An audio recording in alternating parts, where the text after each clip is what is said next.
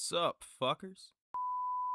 So I finally did enough begging on the street to get a new mic, and I've been meaning to make more videos with it. The problem is, I've hit a bit of a creative block. I've got like 5 different half-finished scripts and no real idea where to take this channel at all. And while I've had a lot of fun clipping funny funnies with my friends, God damn it, please. I don't know if those are really the type of videos I want to make long term. The beauty of being someone in my position, though, is I can make whatever the fuck I want. And with me having a sudden surge of passion for an old hobby of mine, I've decided I'm going to try to make a new series of videos based on everyone's favorite Spurg detector, Yu-Gi-Oh! Now I, like many people, have been playing this game since I was a kid. Problem is, this game is complicated as fuck. Everyone else's guides on this shit are too slow and serious. And there's also like a million different cards in the game at this point, so if you're new, where do you even start? Well, buckle up, chuckle nuts, because this is Archetype Analysis, where I'm going to go over a certain archetype of Yu-Gi-Oh cards in as much depth as I possibly can. Give a brief history of the archetype, go over a general synopsis on how to play said archetype, throw some slightly more advanced options in there for the competitive players, and give my general thoughts on the archetype afterwards. Now let's get this bread. So we're going to start this first episode off with the Speedroid archetype. An archetype of wind machine monsters that are all based around toys, and are an archetype of monsters that were used by Yugo in the Arc V anime. His archetype revolves around mostly summoning out other Speedroid boss monsters as well as the Crystal Dragons. Speedroids were first introduced in the Clash of Rebellions booster set back in 2015, and have been consistently seen support in re-releases ever since. Speedroids have developed a bit of a cult following over the years, as they're fairly cheap to build, relatively easy for newer players to learn, and offer a high skill ceiling for the veterans that know the ins and outs of this deck. Plus, the monster designs are pretty cool, what with them being based off of toys and shit. However, while this isn't the hardest deck in the world to learn, I mean, these ain't DDDs which require a PhD in this fucking game in order to do anything with. These toys do still come with a bit of a skill floor. Alright, so how exactly does a Speedroid deck play? Well, we'll start with the key pieces of the engine first. Speedroid Terrortop is a level 3 monster that can special summon itself if you control no monsters, and can once per turn search for a Speedroid monster upon being summoned. Taketomborg is a level 3 monster that can special summon itself if you control a wind monster, and can once per turn tribute itself in order to special summon a Speedroid tuner from your deck. Red-Eye Dice is a level 1 tuner that upon being summoned can target one of your Speedroid monsters and change its level from 1 to 6. Oh, did I also mention this effect isn't once per turn either? Daiko Duke is a level 3 tuner that can once per turn banish itself from the grave in order to special summon another Speedroid tuner from either your grave or your hand. Carturbo is a level 3 tuner that can once per turn special summon itself if you control another wind monster, and can also once per turn banish itself from the grave as well as one other wind monster from the grave in order to give all your other wind monsters 800 attack to the end of the turn. Marble Machine is a level 2 pendulum monster that once per turn upon normal summon can search for a Speedroid monster from your deck and add it to your hand. Double Yoyo is a level 4 that upon normal summon can special summon a level 3 or lower Speedroid monster from the grave. Horse Stilts is a level 4 monster that once per turn upon normal summon can special summon a level 4 or lower Speedroid monster from your hand. And then the turn after that it's sent to the grave, you can banish it from the grave in order to send one wind monster from your deck to the grave. And then finally, for main deck pieces, we've got Modoshi Piper. This is a level 4 tuner that once per turn upon being summoned can excavate cards equal to the amount of wind monsters you control outside of itself, and then grab one of those cards and then put the others into the bottom of the deck. Keep in mind this effect will not work if Modoshi Piper is the only monster you control at the time. You can also banish this card from your grave to target one of your other wind monsters and lower its level by 2. Alright, so that's the main deck out of the way, but we still got a few key boss monsters that are non-negotiable in this deck, so let's go over them now. Starting off with the Cork Shooter, which is a level 3 synchro tuner that requires one tuner and one non-tuner monster. And on its summon, it has 2 effects, the first being that you can search for a Speedroid spell or trap card from your deck and add it to your hand. The other is that it can special summon back its materials from the grave if the materials used were Speedroid monsters. Keep in mind, though, you can only use one of these effects upon summon, so choose wisely. Clearwing Synchro Dragon is a level 7 dragon synchro monster that requires one tuner and one non-tuner monster, and it has 2 effects. The first being that when a level 5 or higher monster activates its effect on the field, you can negate and destroy it. The second being that when a monster effect targets one of your level 5 or higher monsters on the field and no other cards, you can negate and destroy that, and then you can also gain attack equal to that monster's original attack to the end of the turn. It's 2 negates for the price of 1.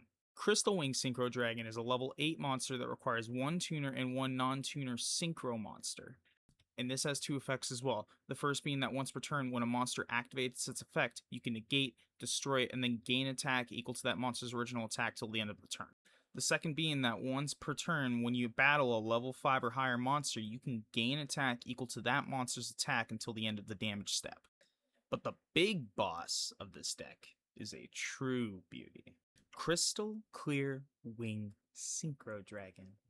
This motherfucker is a level 10 synchro monster that requires one tuner synchro monster and one clear wing monster for its materials. And it's got 3 effects. The first one being that when a monster activates its effect on the field, you can become unaffected by monster effects till the end of the turn and gain attack equal to that monster's attack. The second is when a spell or trap is activated, you can negate and destroy it.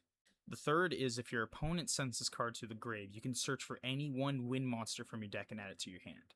And now you're probably thinking, hey, that's cool and all, but you still haven't taught me how to play the deck, asshole.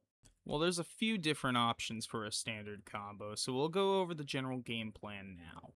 So on your turn, you will special summon Speedroid Terrortop and search for any of your extenders like Carturbo or Taketomborg. Or if you already have an extender, you can search for something like Yoyo or Horse Stilts instead. If you didn't start with Terrortop, that's fine because you can normal summon Marble Machine to search as well. Next, play your extender. If you summon the Borg as an extender, then summon Red-Eyed Dice out with its effect. Otherwise, link off into Rubber Band Shooter. If you've summoned Red-Eyed Dice, you can synchro summon Cork Shooter by making Terrortop level 2 through Dice's effect.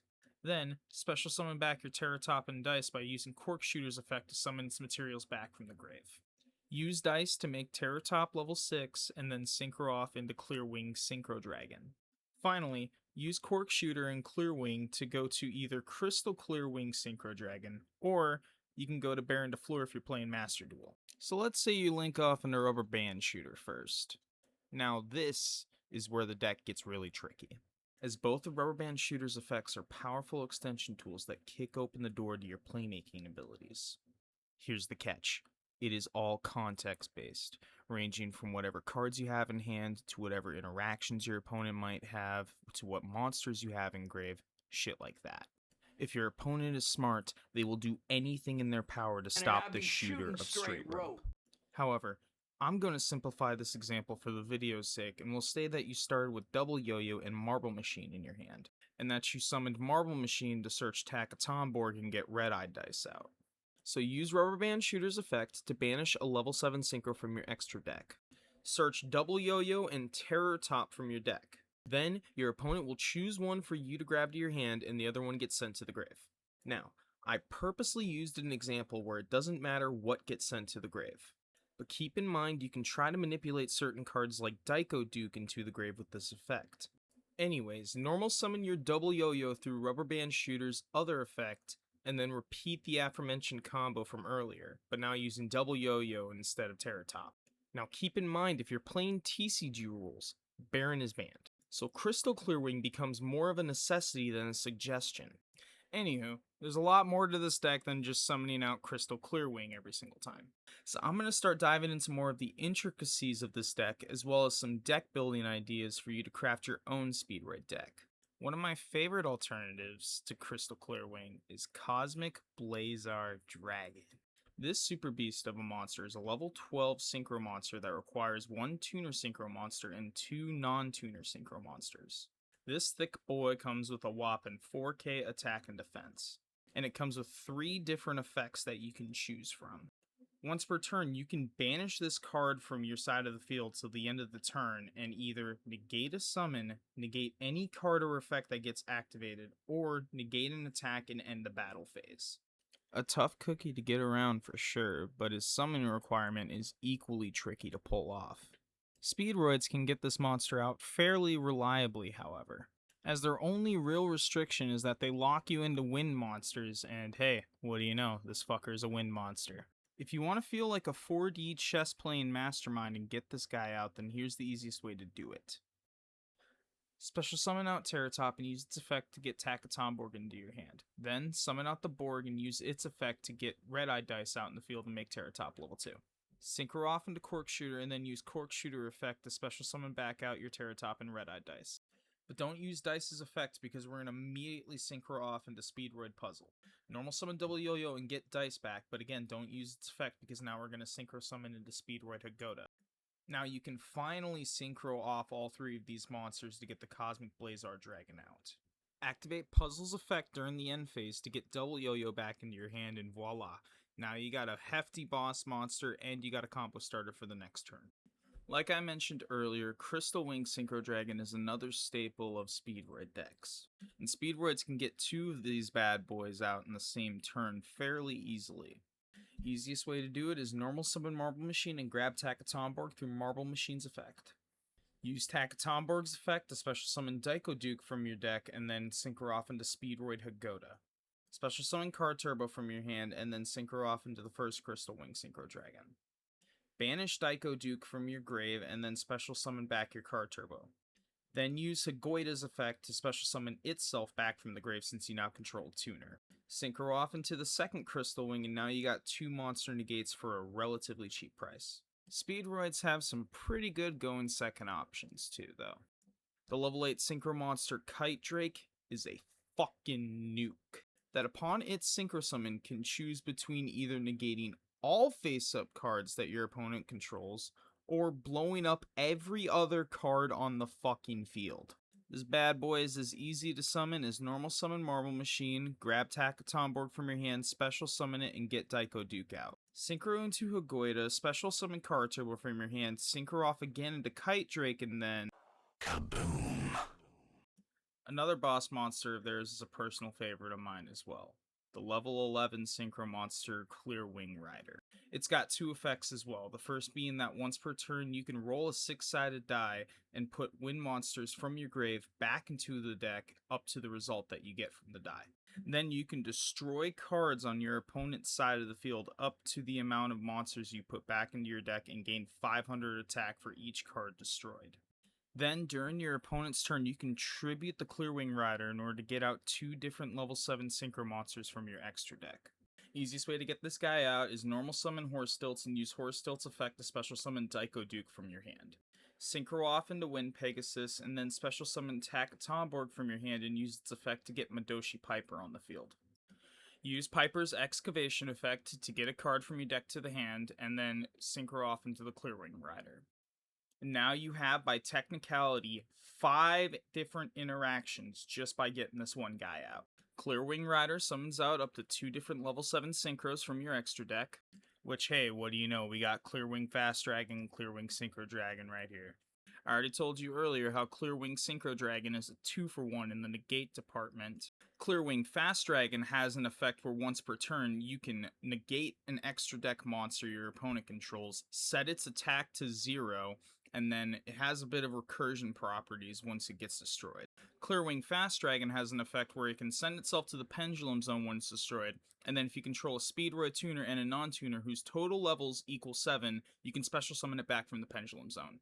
And then finally, Wind Pegasus has an effect where if a card of yours on the field gets destroyed, you can banish it from either the field or the grave in order to send one of your opponent's cards on the field back into the deck. Lastly, I'm going to go over some deck building ideas as well as some things to watch out for while you're playing this deck. First off, since literally all the monsters you're going to use on this deck are wind monsters, the trap card Goes and Match is a bit of a no-brainer here. It's a floodgate where both players can only control one attribute of monster at a time. Again, we play Speedroids. We don't care. However, there are a lot of different decks in this game that need to play different types of attributes in order to get anything done. You can pair this with another trap card called DNA Transplant to really fuck over your opponent by making all of their monsters win attribute as well. With some tinkering of the deck, you could even try to throw in Rivalry of Warlords in there as well. This is another floodgate, which makes it so that you can only control one type of monster at a time. Granted, you would have to do a lot of tinkering with this deck, and you would lose out on a lot of the boss monsters we went over earlier. Certain monsters like Scary Moth and Spell Canceller can also be pretty nice options to throw in here. Scary Moth limits all special summoning down to once per turn, and Spell Canceller cancels spells. Duh. Just remember, these monsters do have the potential to fuck you over as well, so just keep that in mind. Certain cards like Speed Lift, Speed Recovery, Speedroid Wheel, and Speedroid Duplicate are all cards you should have at least one copy of in your deck at all times. Speedroid Duplicate is a trap card in which you can banish one wind monster from your grave in order to target one card your opponent controls and send it back to the hand. This is really useful on their boss monsters because now they have to go through the whole hassle of summoning it back out again. And then it also has a once per duel effect from the grave in which you can target one wind monster you control, reduce its level by 1, and then special summon out the duplicate as a level 1 tuner. Speedroid Wheel is a quick play spell where you can once per turn discard one card from your hand and roll a 6-sided die. Then you can special summon up to 2 different monsters from your deck based on the results of the die. Keep in mind though, you will get burned if you do not summon anything, and you can't activate the effects of the monsters you summon through this effect. Next we got Speed Lift, which is another quick play spell which once per turn, if you only control a single tuner monster out on the field, you can special summon one Speedroid monster from your deck. Then afterwards, neither player can activate effects once that monster is special summoned. Lastly, we got Speed Recovery, which acts as an in-archetype monster reborn of sorts. Once per turn, you can special summon a Speedroid monster from your grave, and then, the turn after you use this card, you can banish Recovery from your grave in order to get a Speedroid monster back into your hand. And by now you're probably thinking, hey, that sounds kinda busted. Why didn't you mention this earlier? See, the fickle thing with Speed Lift and Speed Recovery is that they're not really searchable in this deck at all. The shitty thing with Corkshooter's Spell Trap Search effect is that the card has to have Speedroid in its name. And we can't really use another Spell Trap Searcher like Mathmac Alimbertion because it's an Earth monster, which kinda sucks. Meaning that the only way we can really get these cards is either through something like Modoshi Piper's effect or by activating a Pod Prosperity or something. And considering all the hand traps, board breakers, and other shit that we might find through those effects, you won't always take it even if it does come up. I do want to quickly go over another card that I forgot to mention earlier though. Crystal Clear Wing Over Synchro Dragon. It's a newer boss monster and it's essentially an upgraded version of the regular Crystal Clear Wing Synchro Dragon. Except now it's an Omni Negate, meaning it can negate any card once per turn, and it can bounce into Crystal Clear Wing once it's destroyed. Alright, before we wrap this video up, I'm going to go over a few things you should watch out for playing this deck. First of all, while this deck can eat a single hand trap fairly easily, it struggles to go through multiple hand traps on the same turn, so Called by the Grave and Crossout Designator are non-negotiable in this deck. Also, there are other floodgates in this game that this deck does not like to go up against, like Skill Drain and Macrocosmos, so a bit of back row removal is never a bad idea. Also, this deck really fucking hates Nibiru. So you got 3 options when it comes to dealing with Nibiru. Either 1, learn how to get Crystal Wing Synchro Dragon out in 5 summons. 2, run your own Nibiru with Crossout Designator. Or 3, you can run Sales Ban and declare Nibiru, and then your opponent can't activate Nibiru for the rest of the turn. Although you won't be able to activate Nibiru for the rest of the duel, so if you're going to do that, don't run Nibiru. Against Macrocosmos specifically, you can tech in Leviair the Sea Dragon in order to special summon back any monsters that get banished. You can also do similar things with Virtual Beast Shen, where once per turn, when a monster declares an attack, you can put one of your banished monsters back into the grave. Lastly, if you want something to deal with Macrocosmos, we got Domino Butterfly. This is a Speedroid Pendulum monster where you can place it in the Pendulum Zone and once per turn, discard a wind monster and then get one of your banished monsters back into your hand. Oh, did I mention this effect can't be negated either?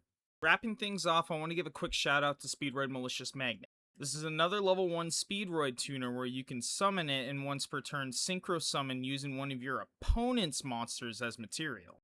Now, this effect is absolutely fucking useless against Link-centric decks. But against fusion decks, or hell, even other synchro decks, it's essentially just free removal. So overall, what do I think of Speedroids as an archetype?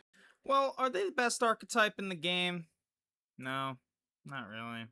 This deck has some very clear weaknesses.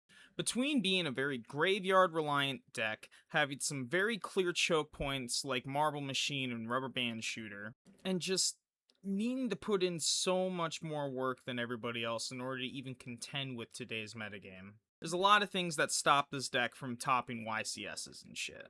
That said, this has been a personal favorite of mine for a while.